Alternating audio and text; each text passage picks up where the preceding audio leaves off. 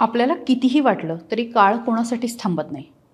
28 जानेवारीला उपमुख्यमंत्री अजित पवार यांचं विमान अपघातामध्ये निधन झालं. अजित पवारांनंतर जी 2017 साली राष्ट्रवादीची पुण्याच्या जिल्हा परिषदेवरती सत्ता आली होती ती कायम राहणार का आणि भावनिक लाटेमध्ये राष्ट्रवादीला किती जागा मिळणार या सगळ्या प्रश्नांची उत्तरं आता स्पष्ट झालेली आहेत. व्हिडिओ शेवटपर्यंत बघा. काही उत्तरं मांडतीये आणि काही उत्तरं शोधण्याचा तुमच्यासोबत प्रयत्न करते.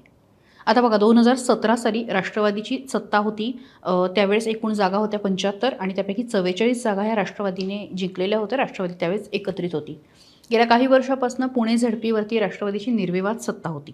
आता यावेळेस काय झालं तर जागा कमी झाल्या, जागा 73 झाल्यात. त्याचं कारणही ते आहेत कारण काही गावं जी आहेत ती पुणे महापालिकेमध्ये आलेली आहे. त्यामुळे महापालिकेचे प्रभाग वाढले आणि झडपीच्या जागा मात्र कमी झाल्या. त्यामुळे यावेळेस जागा होत्या 73 आणि त्या 73 जागांपैकी 72 जागांचे निकाल आत्तापर्यंत आलेले आहेत, ज्याच्यामध्ये राष्ट्रवादीच्या अजित पवारांनी 51 जागा जिंकलेल्या आहेत. शरद पवार पक्षाला 1 जागा मिळालेली आहे, ठाकरेंना 6, भाजपला 10, शिवसेनेला 5 आणि त्यासोबतच काँग्रेस आणि अपक्षांना मात्र भोपळाही फोडता आलेला नाही.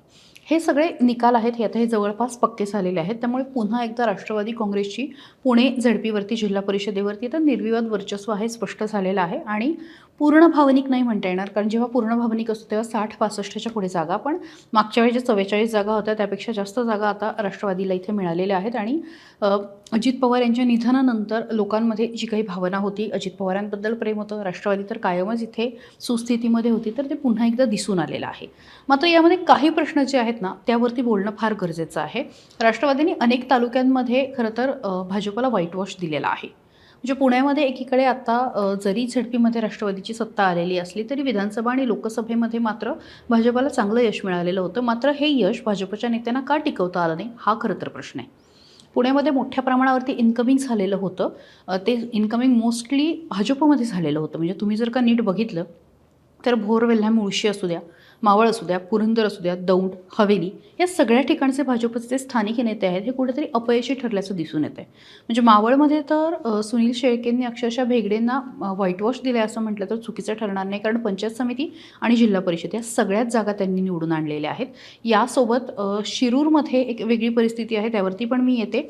आता खेडबद्दल आपण बोलूया. तर खेडमध्ये आता पंचायत समितीच्या 9 पैकी 9 आणि 5 पैकी 5 जागा ज्या आहेत त्या बाबाजी पाटलांनी आणलेल्या आहेत आणि तिथे राष्ट्रवादी काँग्रेसचे असलेले दिलीप मोहिते पाटील यांच्यावरती लोकांनी अविश्वास दाखवलेला आहे. यासोबतच शरद सोनवणेंसाठी सुद्धा बातमी फारशी चांगली नाही. याबद्दल काही नेत्यांची आपल्याला नावं घ्यावी लागतील. मग पुरंदरमध्ये जगताप असतील, त्यानंतर भोरवेल्ला मुळशीमध्ये संग्राम थोपटे असतील. यासोबत मी मगाशी म्हटलं तसं की बाळा भेगडेंच्या बाबतीत आपण बोललो मावळमध्ये.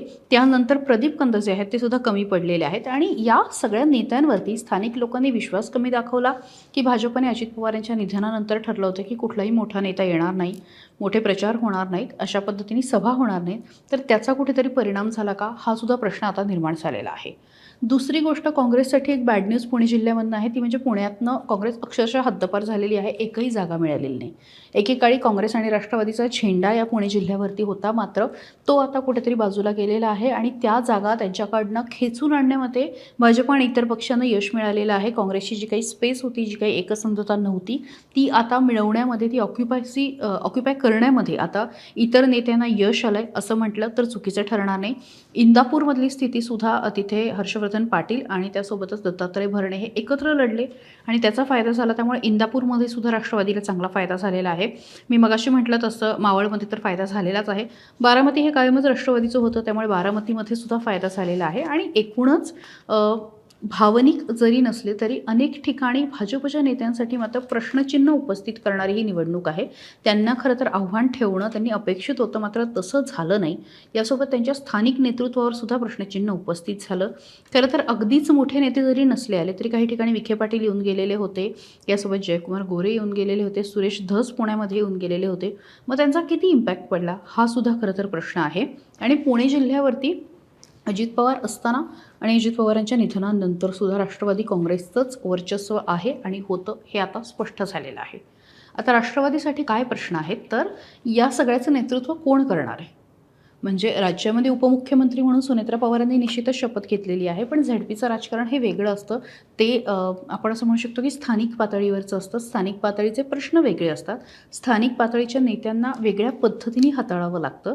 त्यामुळे राष्ट्रवादीला जे कोणी पक्षाचं नेतृत्व करतील त्या व्यक्तीला एक वेगळ्या प्रकारची आखणी जी आहे ते पुणे जिल्ह्यासाठी करावी लागेल. कारण पुण्यामधल्या सगळ्या ग्रामीण भागातल्या नागरिकांनी राष्ट्रवादीवरती विश्वास ठेवलेला आहे आणि तो विश्वास कसा टिकवायचा, तो पुढे घेऊन कसा जायचा आणि यापूर्वी ज्या पद्धतीने पुणे जिल्हा राष्ट्रवादी चालवत होती झेडपीच्या माध्यमातून, त्याच पद्धतीचं चालवण्यासाठीचं काम जे आहे ते राष्ट्रवादीच्या नेतृत्वाला करावं लागणार आहे. त्यामुळे आता त्यांचा प्रवास कसा राहील हे सुद्धा बघावं लागेल.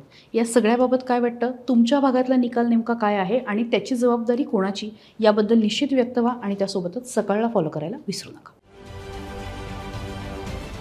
महाराष्ट्रातील सर्व बातम्यांचे विश्वासार्ह व्यासपीठ सकाळच्या सर्व सोशल मीडिया प्लॅटफॉर्मला लाईक, फॉलो आणि सबस्क्राईब करा. तसंच सर्व नोटिफिकेशनसाठी बेल आयकॉन प्रेस करायला विसरू नका.